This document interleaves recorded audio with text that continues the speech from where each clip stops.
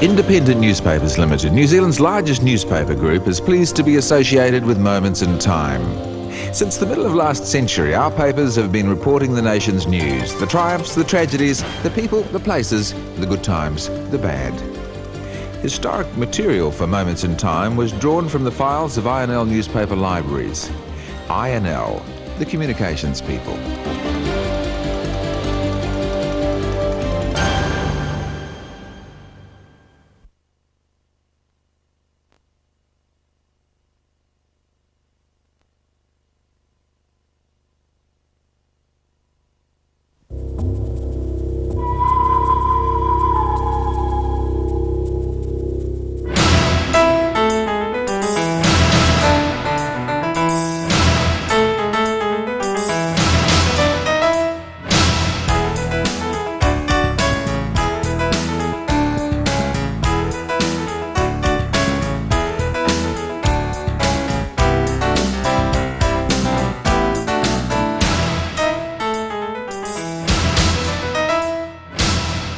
You know, if I had to find one word to describe how New Zealand felt to me in 1966, I guess I'd go for secure.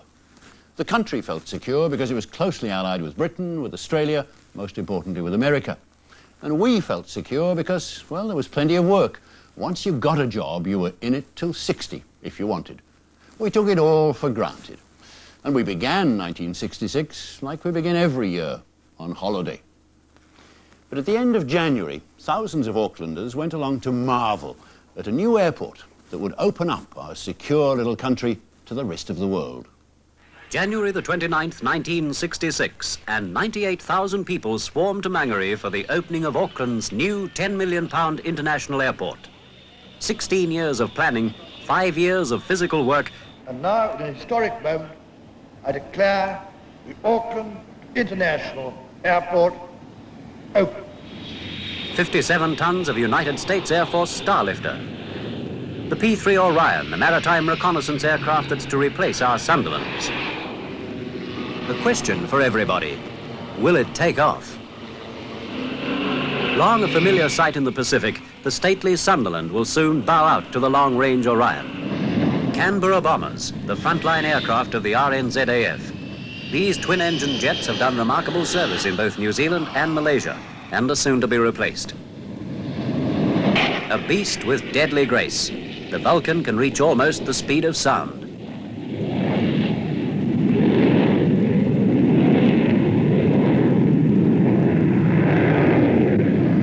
Last of the crowd pleasers, 4 vampires from the RNZAF's number 75 squadron, rolling and looping only 15 feet apart. Jet trails are binding the world tighter. Now Auckland's new £10 million international airport has woven New Zealand into the pattern. Flying is definitely the way to travel.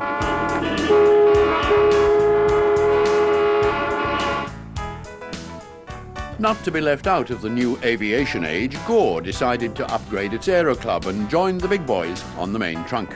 It was a bit of a one-man band, but expectations were that with enough support, the airline would definitely get off the ground.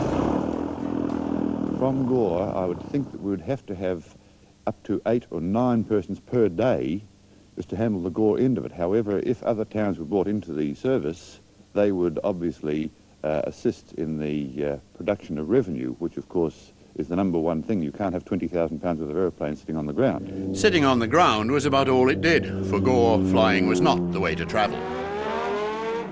Mind you, on the ground, they were travelling almost as fast. At Pukekohe, the New Zealand Grand Prix was won by English racing champion Graham Hill, with the Flying Scotsman Jackie Stewart second.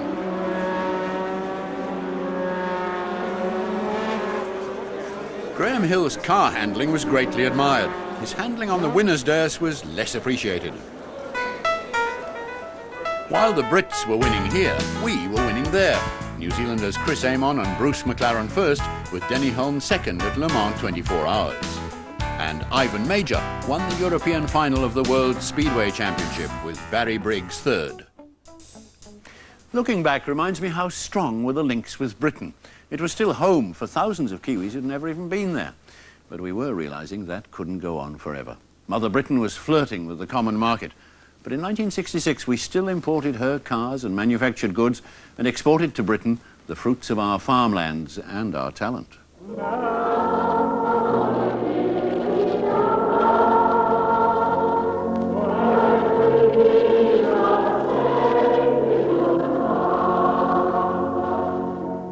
"21-year-old Kire Tekanawa was farewelled at concerts throughout the country as she left to begin an opera career in London.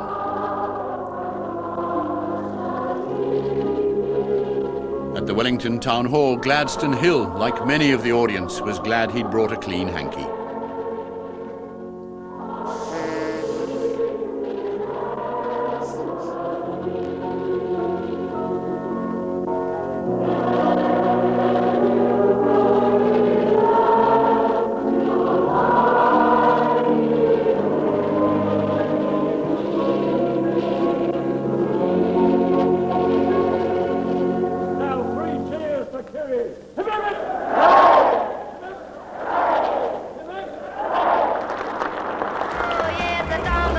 Maria Dallas, gone country and about to leave the country, won the 1966 Loxine Golden Disc Award.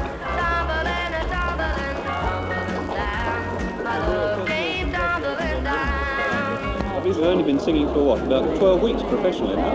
Yeah, about that, yes. Well, how does it feel to have won this? Oh, it's wonderful. What are you going to do now that you've got it?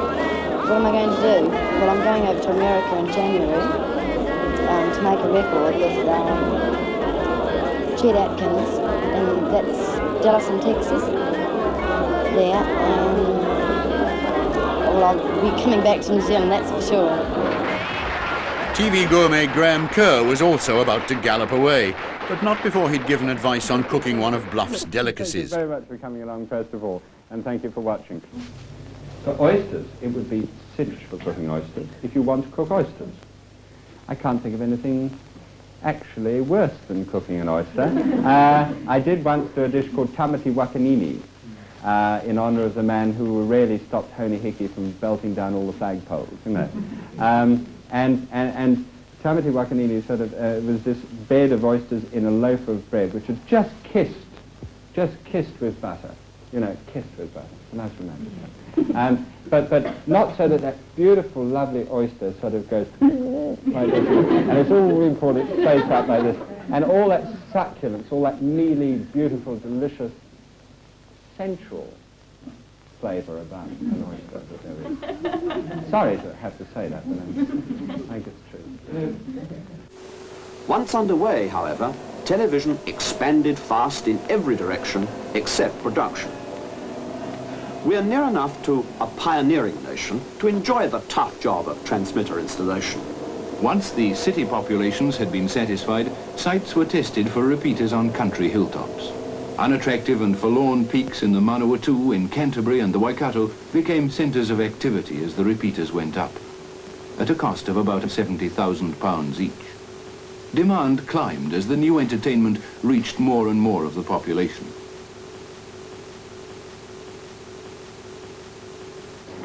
Neighbourhood theatres felt the immediate impact of television. In 5 years, more than 100 have closed. Throughout New Zealand, wherever television has spread, so it has killed the cinema as we used to know it. But the theatres are hitting back. In those days, films were still family entertainment. Elvis's Harum Scarum, Disney's Snow White, and the smash hit The Sound of Music. And live theatre was trying to bridge the gap between amateur and professional.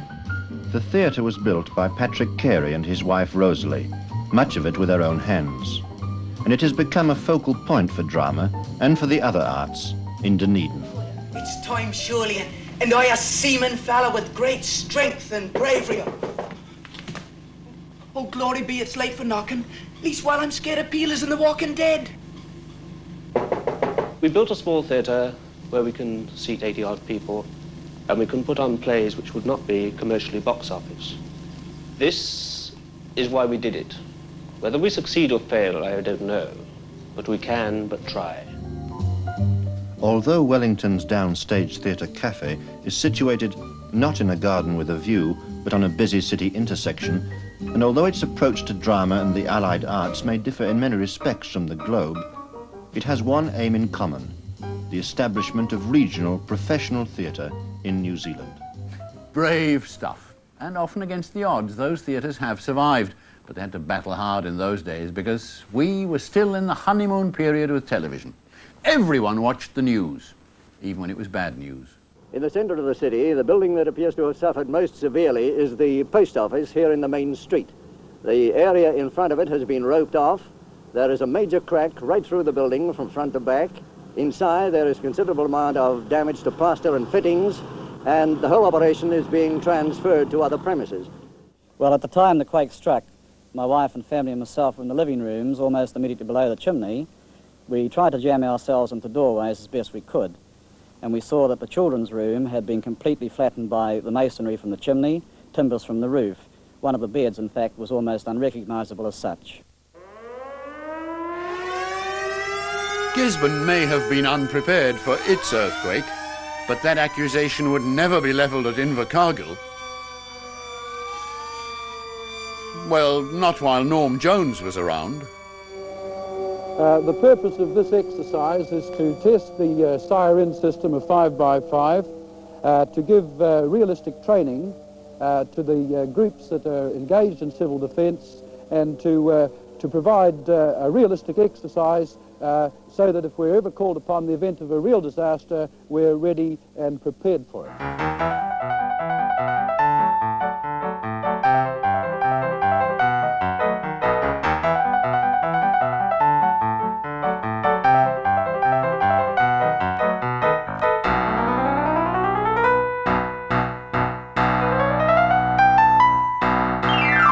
Earthquakes aren't always acts of God.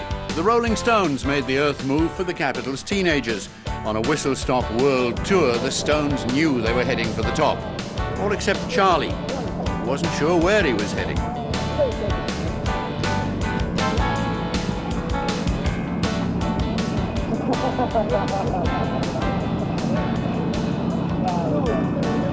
But where would any self-respecting pop star be without loyal fans? Normie Rowe included.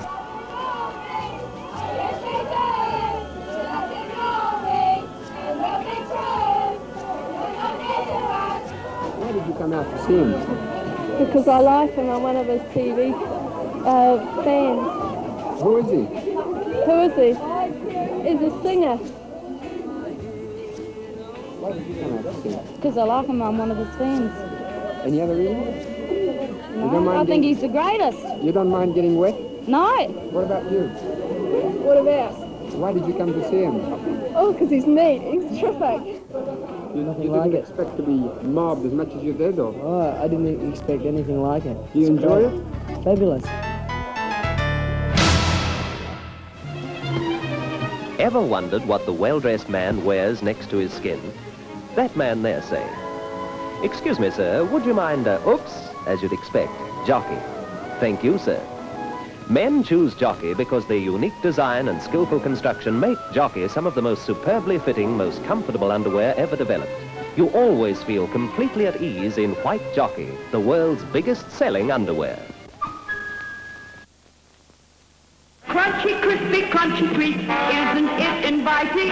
Golden-hearted crunchy makes exciting biting. Crunchy. Wherever you are, take Crunchy. Wherever you go, take Crunchy. Whatever you do, take Crunchy. Crunchy, crispy, crunchy treat, isn't it inviting? Golden-hearted crunchy makes exciting biting. For anyone, anywhere, anytime, Crunchy. The Queen Mother came to pay us the visit she had to cancel 2 years earlier when she was indisposed. She faced a fairly heavy round of engagements and travelling during the 18 days she was spending here, but was quite obviously looking forward to it all. From Bluff, she went to Invercargill, Central Otago and the Lakes, where the planners had thoughtfully provided a couple of days' break. This was the picture that possibly caught our imaginations more than any other. A lovely setting and a queen in gumboots and pearl necklace. A fortnight ago in Alexandra, a moment of municipal concern when the Central Otago News, the local paper, twice weekly, threepence, carried this paragraph. Would anyone who may have borrowed or know the whereabouts of the strings of plastic pennants belonging to the Alexandra Borough Council please contact the Borough Office urgently? This bunting will be required for street decoration soon for the Queen Mother's visit. A moment of dire concern, but one which was recovered. The bunting's been found. The town is busy putting out more flags.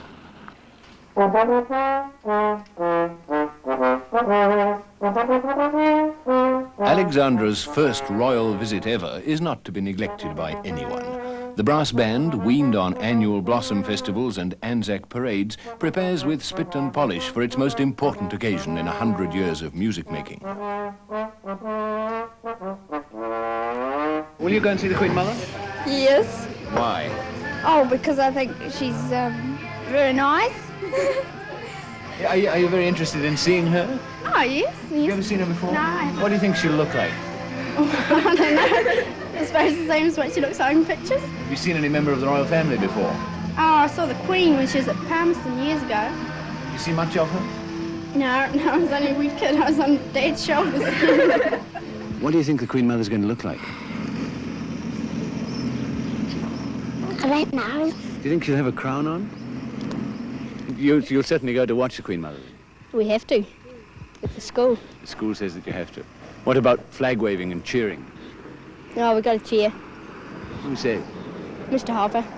Will you be there to see the Queen Mother on Tuesday? Yes, I certainly will. I'll be meeting her. Oh, I see. You will meet her yourself. Yes, my husband's the mayor of the town. They've been redoing the streets. In fact, they've even been sweeping the streets, which is highly unnecessary, and re-tar sealing it and making the town appear far more beautiful than it really is.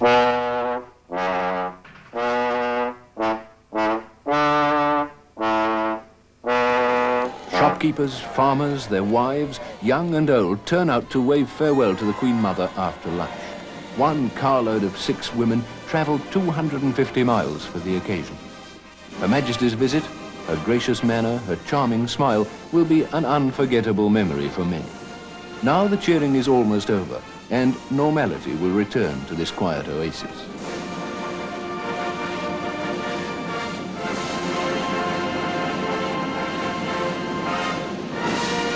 We also had a brief glimpse this year of the heir to the throne, Prince Charles, who spent an hour or two in Auckland on his way home from school in Australia. He was less reserved than his grandmother and chatted readily and happily with the people who went to the airport to see him.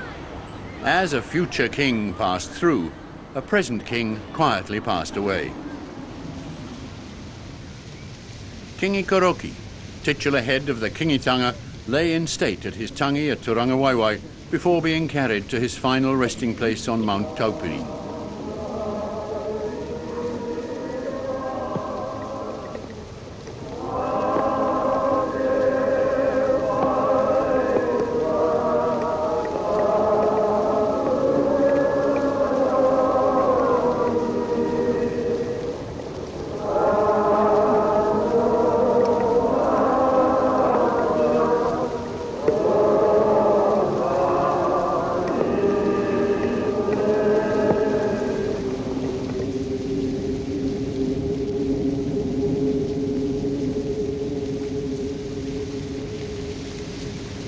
The sorrow of the passing of the old was soon replaced with the joy of arrival of the new.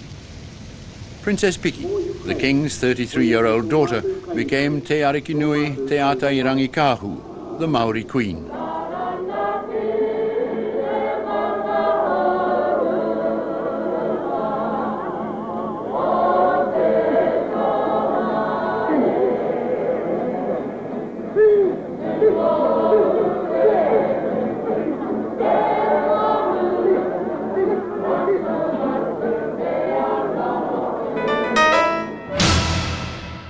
We were all impressed when the Aranui, pride of the railway's inter-island fleet, was delivered. Very posh, very modern, and certainly offering more than the traditional railway's pie. In Auckland, the elderly harbour ferry Takapuna had just a few problems coming to a stop. I'm not sure who came off worst. Another new ferry, the Wahine, also had a touchy-feely experience. Only just delivered, she rammed the wharf as she berthed in Wellington. A few months later, she did her reputation no good at all by losing her gangway and dumping 5 passengers into Lyttelton Harbour. We weren't to know then that these could have been omens of an unhappy future. By Anzac Day, we could look back on a pretty good summer. New Zealand drew the cricket test series with England. We told the French that we'd protest about planned nuclear tests. And at home, the RSA, still very much a force in the land, wasn't too pleased about proposals to let shops and pubs open at 1 o'clock on Anzac Day. But they were pleased that young Kiwis were still doing their duty for Queen and country, if they got caught in the ballot. Now I've got a problem that's about to get me down. Country's favourite son, John Hoare, did get caught by the ballot, and in true Presley style swapped the hit parade for the parade ground. But lately something strange has happened to my... Gradually, the army is replacing outworn and obsolete equipment, though the troops still complain that they have to share parkas and buy their own sleeping bags. Despite a recent pay rise, a 24-year-old sergeant with 8 years' service told me he was earning £56 a fortnight. The army has difficulty recruiting in a community where jobs are easy to come by. The army also advertises overseas adventure, but it is still undermanned. Meat Inspector, Department of Agriculture, conscripted. Joiner by trade, conscripted. Farmer, conscripted. Linesman, conscripted. Work in the freezing works. Actually, the pay's not as good as in Service Street. Got to be really interested in it to join up. I joined because I was getting too much tied to my mother's apron strings. I think that New Zealand and Australia should get with it, as we say, and we just sit around and wait for the people, you know, the Yanks and all that. I, for one, would be prepared to pay a little more towards better defence. To buy a Hercules, we must sell in London 474,285 sheep. A Centurion tank is worth 6,786 sheep. To pay for the Waikato, we must sell 1,821,714 sheep. Defence expenditure is rising. Last year, £41 million, or 2.1% of our gross national product. I feel that whatever the government feel, you know, think it's necessary, I think all New Zealanders should get behind it. I still find it rather appealing, that secure innocence calling us to help nice Mr. Holyoake and his government make sure that New Zealand pulled its weight alongside America and Britain. In international affairs, we were just loyal little minnows. But on the rugby field, it was a different story. The Lions began their tour with the traditional welcome in Invercargill. The previous night, Southland had released their secret weapon, beer and oysters, and it worked. Southland beat the Lions, and so did almost everyone else. The Lions touring team had sustained 6 defeats in 20 games, and there was every prospect that they might go down in history with the worst ever touring record in New Zealand. Delmy Thomas of Llanelli, who'd played a superb game in the second test match, was selected to play as tight head prop, a position in which his club informs us he's never played before in his first-class career. Thomas is the prop on this side for the Lions, and he's amazed me today. I didn't think he would play as well as this in that position. There's Di Watkins jinking, he goes past Nathan, he goes past Hirawini and flicks it to Gibson. And Gibson's found a gap, and he's clapping it on. Over the 25 he goes, infield to Stuart Watkins. He could be in, no, he's held right on the line. It's loose, it's a dive, it's a try to the Lions. The Steele dives under 10 yards from the New Zealand line, dragged off it in a flash. Stuart Watkins flips it in field, Allen passed. There's trouble for New Zealand. Along to Di Watkins, it couldn't be anything but a try.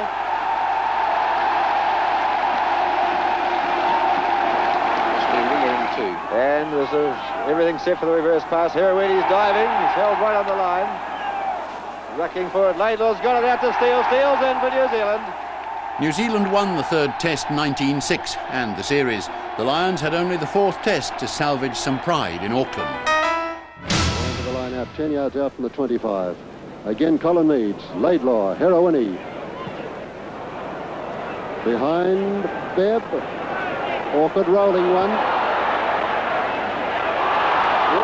That just dropped into touch, a foot from the corner. A quick throw in and a try to Nathan. A quick throw in and a try to Nathan. Nice take by McBride. But he loses it. Laidlaw, Hirawini, drop goal on. Malcolm Dick has it. Dick scored. On the post. Beautiful opportunist try by Malcolm Dick. After Hirawini's kick has been charged down, and it's New Zealand 8. British Isles 0. Oh, a lovely jump there by Price.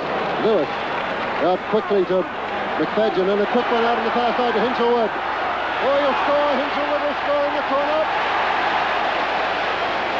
A nice try for Hinshelwood in the corner. Red ball. Gibson doesn't take it cleanly. Nathan through on top of him. Tremaine taking it down to the 25. It's kicked ahead again by McRae. And McRae will score. A try to McRae. New Zealand ball. Laidlaw, Heroini. He's dropping for goal. It's there, I think. It's there all the way. Number 10, Heroini for New Zealand. With Watkins to drop out. My ball, says Colin Mead. Doesn't get the mark this time. Laidlaw. Quickly to McLeod. To Tremaine. Tremaine bursting on the side. Did Hazlitt steal a try? Steal a try. Steal third try of the series. Looks right in any setting. Feels right in any conditions. Is so right for a whole family. The Morris 1100 with hydroelastic suspension. Designed for comfort. Easy handling. Looks like a champion. Performs like a champion. Test drive it now. The hydroelastic Morris 1100.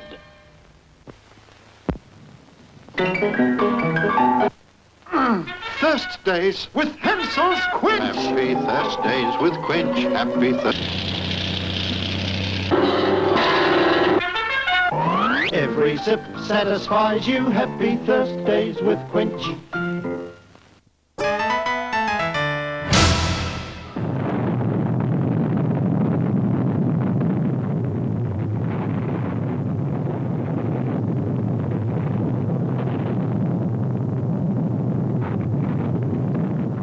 Ever since a few seconds of fire and fury ended the war 21 years ago, the mushroom cloud has cast a deep shadow over the world.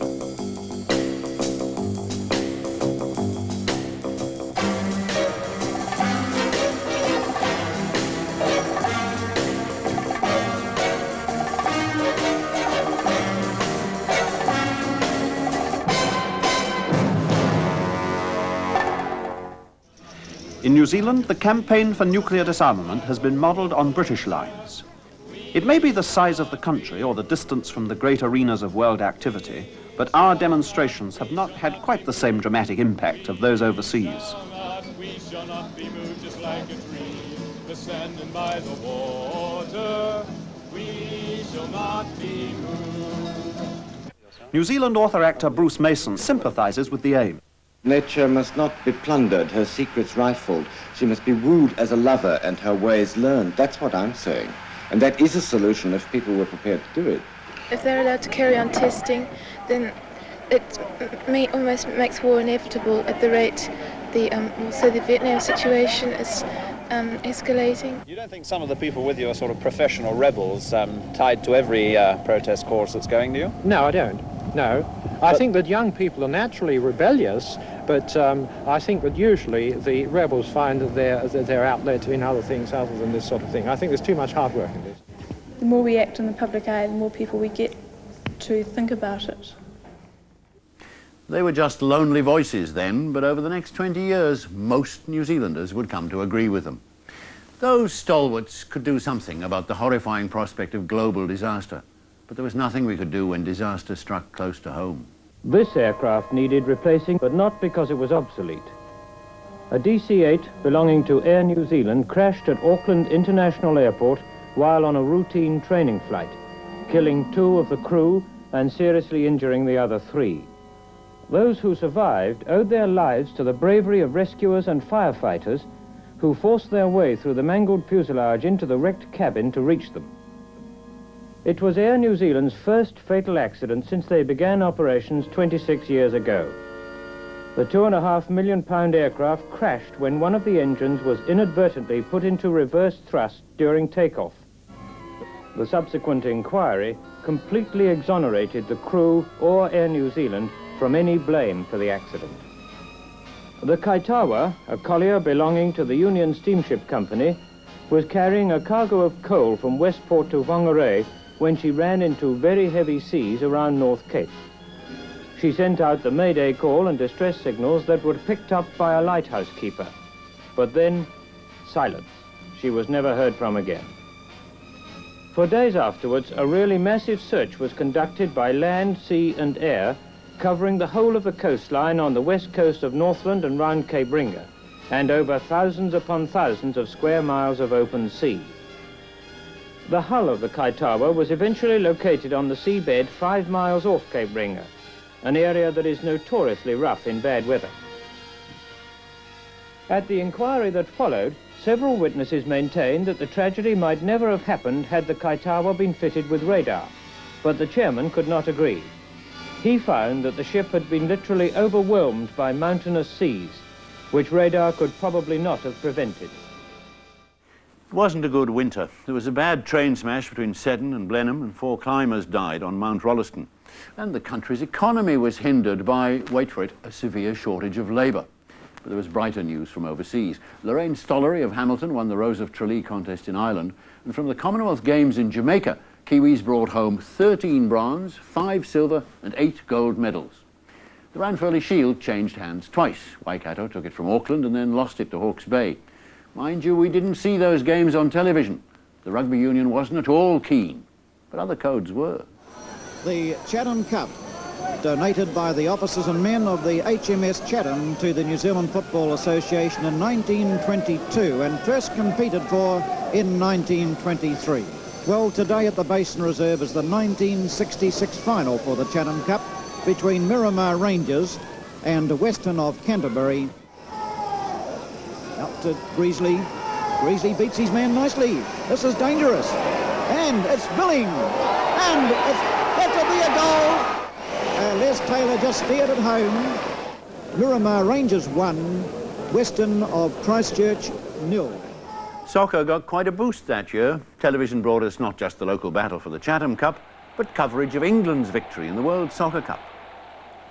Do you know that in 1966, New Zealanders were among the best educated people in the world? But even then we had problems. A single 150-watt light bulb serves to light this classroom for 36 pupils at the Andersons Bay Primary School. But their situation isn't anything unique. Almost every school in the Otago Education Board's district suffers from the same problem. And now the board's applied to the Education Department for a grant of £27,000 to carry out an improvement program. But more lights mean heavier power bills. In some classrooms, we've got to make sure that the children are not given too much close work with the eyes because of the lighting. Close work wasn't a problem at a school like Hororata in Canterbury, where cross-cultural studies were already taking great strides. It gives real meaning to the social studies. We've read all the stories, the legends and so on, but without this background work, I think they tend to be very empty, very meaningless. It's not a 5-minute program, it's a 5-year one, this one so far, and we plan one stage of the pa every year, and the children decide what they're going to build. They follow up their carving, the pataka, the tower over the back and so on. But it's quite a long program. It's not for short planning, this kind of work.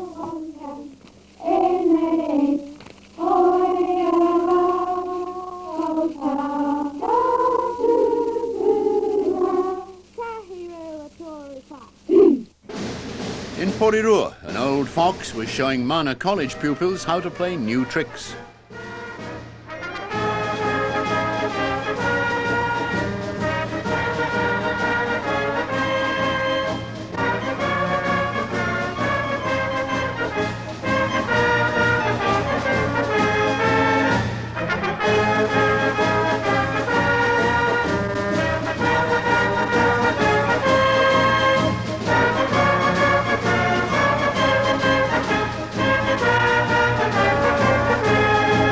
You'll be pleased to know that you've been invited to attend the Hastings Blossom Festival.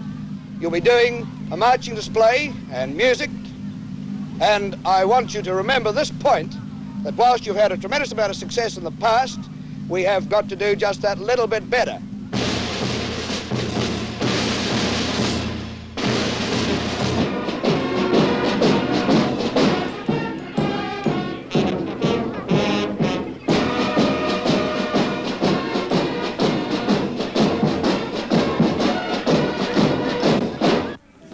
only happen in New Zealand. At Kaiti School up Gisborne Way, they were bringing the outdoors in and taking the indoors out. These children learned how good management can replenish the land and how bad management can destroy it. The rabbit made most of our warm, dry hills look like this once, useless for farming. So they've been a warning not to let any animal out of control. The wild pigs have flourished in New Zealand ever since the first explorers set them ashore as a fresh meat supply. It's just right for goats, too. They stick to these areas for safety. They were brought in for food, too, like the pigs. But many were used to control weeds later until they broke loose and went wild. There's one animal that wanders everywhere from one end of the country to the other, the Australian possum. They're handsome-looking creatures, beautiful fur. That's why they were imported to start a fur industry. But they eat much more than they're worth. Those teeth kill too many trees. The most unlikely-looking pest in the world. In New Zealand, there are 9 different breeds of deer, all imported in the second half of last century to add sporting value to the high country. Gradually, sport was changing to conservation. Takahe chicks were caught and transferred to the Mount Bruce Native Bird Reserve. New Zealand's first captive kiwi was born there in an incubator.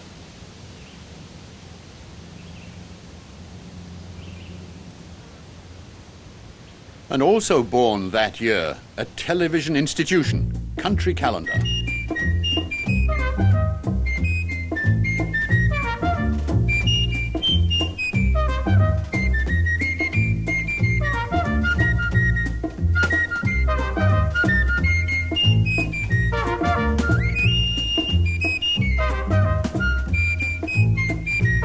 This modern version of the covered wagon is in fact a machine which produces instant haystacks. It's Canadian designed and it literally turns haymaking into a one-man operation. One load with this rig is the equivalent of nearly 300 bales of hay. It's picked up, processed, consolidated and unloaded by a single operator who manages everything from the seat of his tractor. Like it, you like it, Craven A, king-size builder. Craven A, king-size builder. The filter's right, the flavor's right, it's a right clean cigarette. Craven A king-size filter. A finer filter you'll never get. Craven A, king-size filter. 2 a date for 20. New Rinso's even better now with extra cleaning action. It gives a wash that's shining white. Sunshine bright. Gives extra satisfaction. Yes, new Rinso now has extra cleaning action. Extra cleaning action that gets whites shining white. Coloreds sunshine bright. Get your washing shining white, sunshine bright with new Rinso.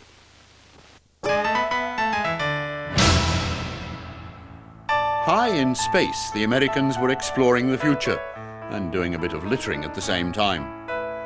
Down on the ground here, we were safeguarding the past at Auckland's Museum of Transport and Technology. This Lancaster is one of just a handful that remain in existence, and it's still in flying condition. It was flown out here after given to New Zealand by the French Air Force from Noumea. It's been worked on with voluntary help again, and it's been painted up now to resemble 2 squadrons, the 75th Squadron and 101 Squadron. Well, I hope it's familiar to most viewers. It's an Auckland tram. It's a funny thing that no one under the age of 14 in Auckland could remember an Auckland tram. And in 10 years' time, no one born in New Zealand will recognize the sound of a steam locomotive. Perhaps not, but the sight of the occasional iron horse on the main trunk line was enough to stir any young train spotter.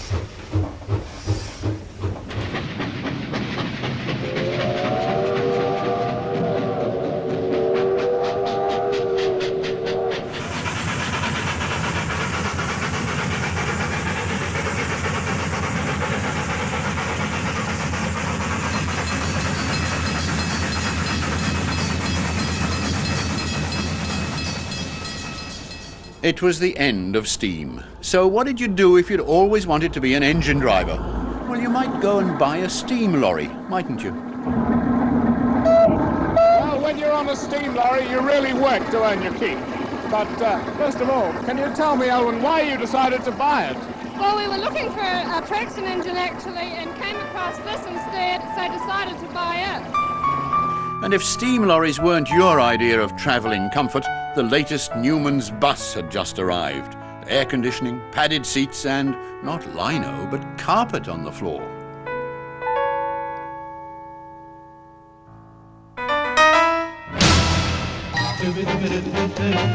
The door is wide open. The scene is the end of an era. Turn up now, real strong, and hear the good guys live at sea. The pirates were putting to sea. Hauraki caught our imagination and our attention with New Zealand stars like Dinah Lee.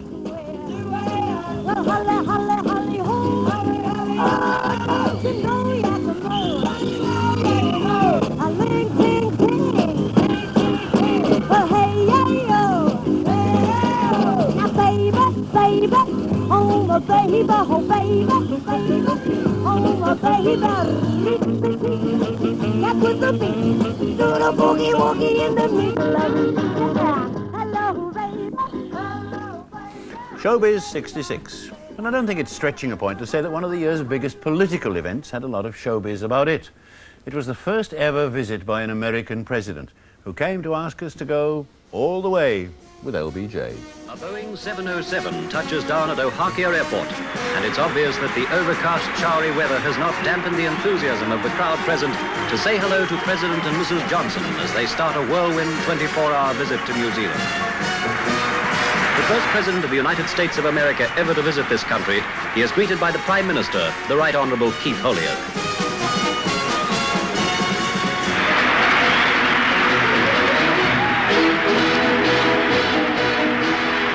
At the civic reception, the Mayor, Sir Francis Kitts, escorts the visitors as they move among the people of Wellington. The tumultuous welcome shows how they capture the affections of everyone they meet.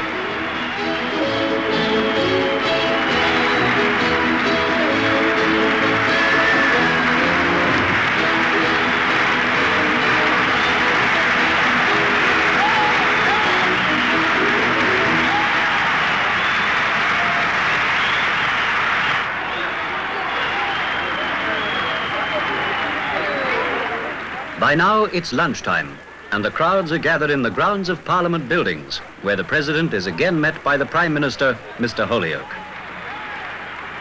President Johnson exchanges greetings with members of Parliament before attending the state luncheon. All I want to do is not only to be the possessor of freedom and liberty, but I want to be the protector of it, not just for myself, but for mankind. To do that, LBJ needed support from his friends. As some could see, that was why he was here. America's troops were in Vietnam, and they wanted more of ours there too. We'd long had a base in Singapore, and the Holyoake government was being further drawn into Southeast Asia. They'd given medical and limited military support to America's Vietnam War effort, and other elements of our army were also serving nearby. Here in Thailand, New Zealand military engineers were giving constructive help, building roads and bridges. It was a time for important decisions. While the American president visited Little New Zealand, a New Zealand minister visited tiny Tokelau. From New Zealand, 2,000 miles away, the Minister of Island Territories, Mr. Hannon, is coming to discuss the resettlement of some of the people from the 3 atolls in the Tokelau group. Chanting a traditional greeting from a longboat, the islanders arrive to take the minister's party ashore. As is their custom on this atoll, women wade out into the water fully clothed with dishes of food. The food consisted of chicken, breadfruit, a coarse type of taro, rather tasteless bananas, and fish. Even an attractive human fly swatter is supplied for the minister, for the islands are infested with flies. It would be very difficult for many of you to accept our way of life in New Zealand. there are no coconuts growing in New Zealand. There are no bathrooms in the Tokelos. A bucket of rainwater has to suffice, but the islanders are conscientious about cleanliness. Picturesque communal toilets made of palm adorn the seashore. It remains in the future to decide whether the island should be totally evacuated or whether New Zealand should go on subsidizing this barren land of happy people.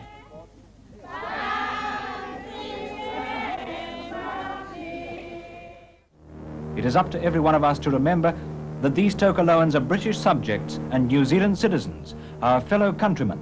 They are not people from a foreign land.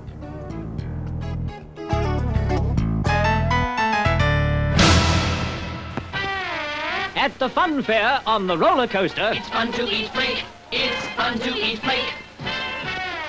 On the octopus in Sideshow Alley. It's fun to eat flake. It's fun to eat flake. Eat and enjoy chocolate this new exciting way with Cadbury's Flake. So smooth, so silken soft, it crumbles on your tongue. Try it and you'll agree. It's fun to eat flake. Cadbury's Flake. This is the new Mystery Economy 2-pair pack.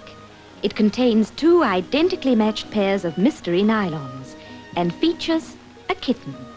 A kitten because mysteries appear to have 9 lives too.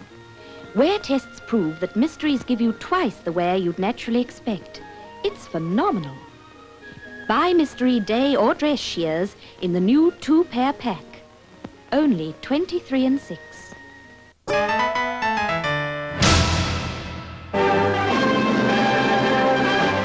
The nominations for this month's general election close today. If we falter, if we procrastinate, then we will stand still or fall back. We will suffocate in our own complacency. But this is not the New Zealand I know. The New Zealanders that I've worked with, associated with, are hard-working, enterprising people, ambitious, keen to succeed, and to see their country succeed. The money will come from the growing revenue that results from increasing productivity. So there will be ample reward, ample opportunity, and a degree of welfare which I believe will be unequalled in the world. Good evening. It's a privilege to be able to talk with you again in your home. You and I and all New Zealanders have it in our power to build a greater and a stronger nation. Another British nation down here in the South Pacific. We're determined to continue to build a nation which we and our children and our children's children can justly call God's own country. Television brought us politics and sport. Like the politicians, the sports reporters kept talking. Well, Tino, this was your first attempt at riding a 6-day race and you've won it. How were your feelings before you actually started in Auckland? Did you think you had a chance? Well, actually, Bruce, I didn't give myself much show, really, because I went up there as a South Islander, and most of the time the North Island boys are inclined to gang up on you a bit. At what stage in the race, Tino, did you think that you had a chance of actually winning it, when you actually realised that you could actually win the race? Well, how far on? It was a stage from Otrahonga to Palmerston North, I think. Yes, the Otrahonga Palmerston North stage. I see, yes. And what about on the Friday when Mel Powell punctured? You must have been quite confident then, were you? Oh, I was very pleased. Yes. And I took, well, like we all took advantage of it, and well, I just felt really sorry for Mel at the time. Tino, what about today when you fell on the bridge at Parramatta? Did you think you'd lost chance of winning the race? Well, yes and no, really. I was that panicky that it didn't really matter. I just was more interested in getting on my bike again and just chasing. That's right. And how much time do you think you actually lost? About a minute? Yes, about that, yes. Well, Tino, we'll all say congratulations on making history, winning your first attempt, and winning the 6-day race at your first attempt, and congratulations, Tino, to that. Thanks very much. Thank you. Visiting American Arnold Palmer and New Zealand's Bob Charles play 4 matches throughout New Zealand in the Benson and Hedges Challenge Golf Series.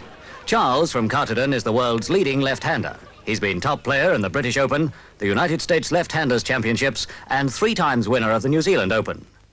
Palmer, biggest moneymaker in the history of golf, has won the United States, Canadian and British Opens at least once each, and the United States Masters 3 times.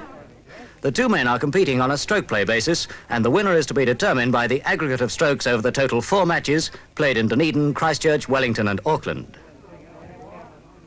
Charles's putting is confident and expert enough to get him a birdie at this hole, effectively eliminating any chance Palmer has of wiping out his opponent's clear lead. For the last 11 holes of this game, Palmer never sinks any putt over 6 feet. The last hole, and Charles belts one onto the green from halfway down the fairway. There it goes on the left. And so with his last putt, Charles completes a score of 71, 1 over the card, to give a 4-round total of 282.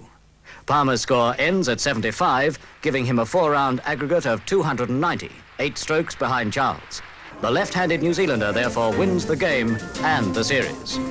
Bob Charles beating America's greatest, Arnold Palmer. That had to give our man an edge in the States, didn't it?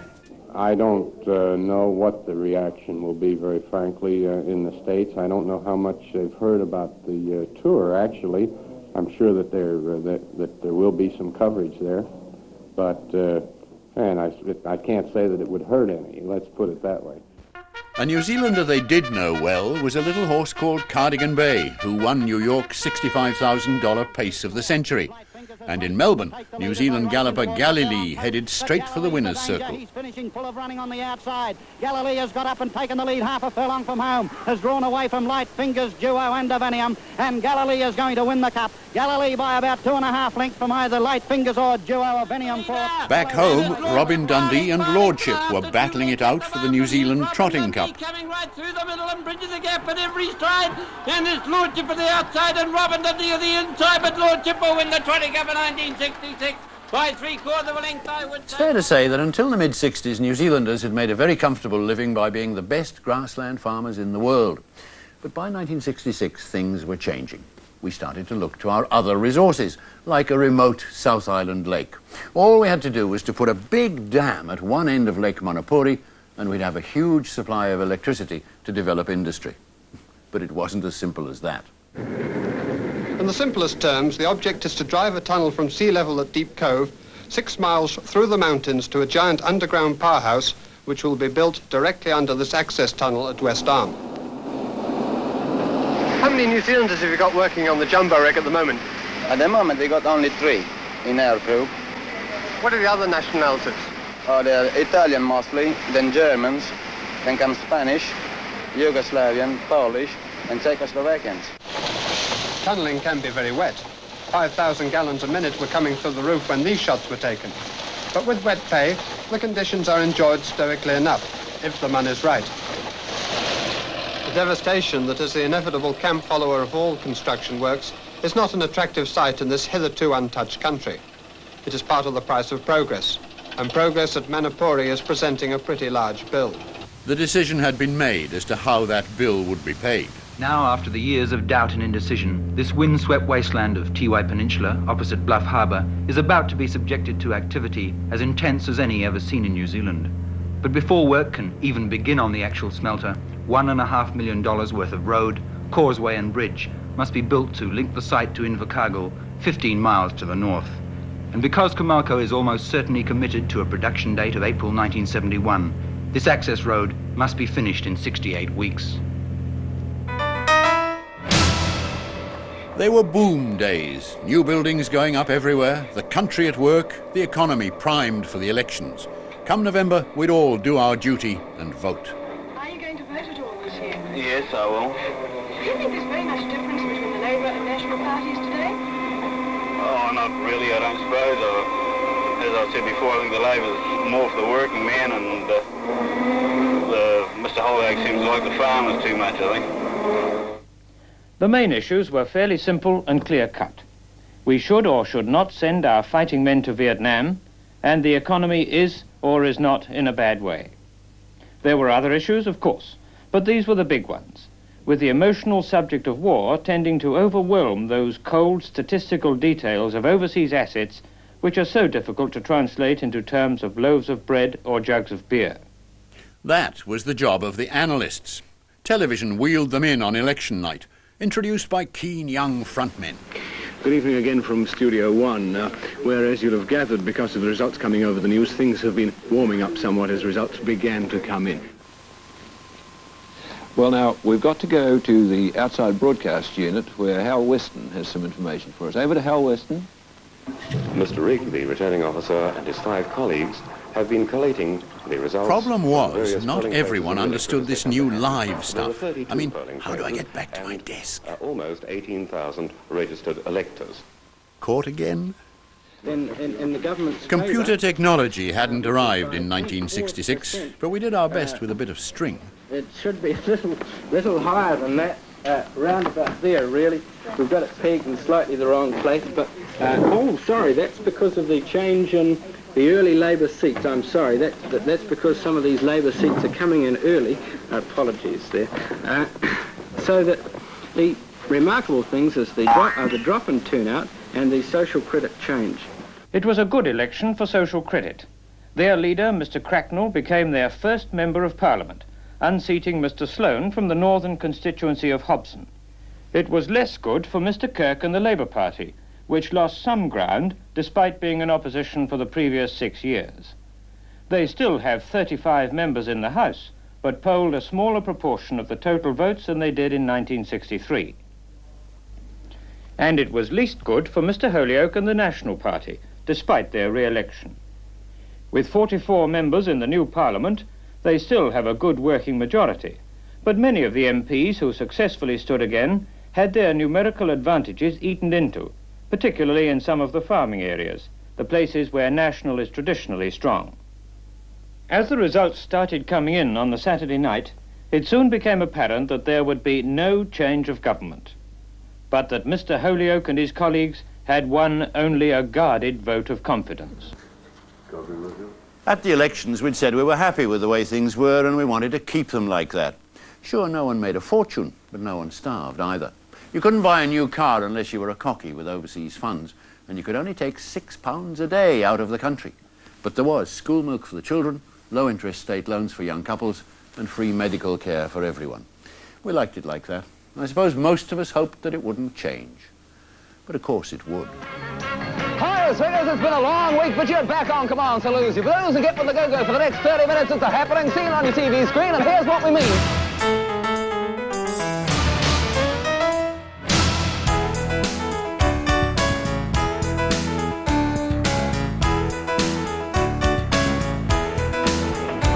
Good ball. That's a very good ball. And Jarman walks away. He got the track.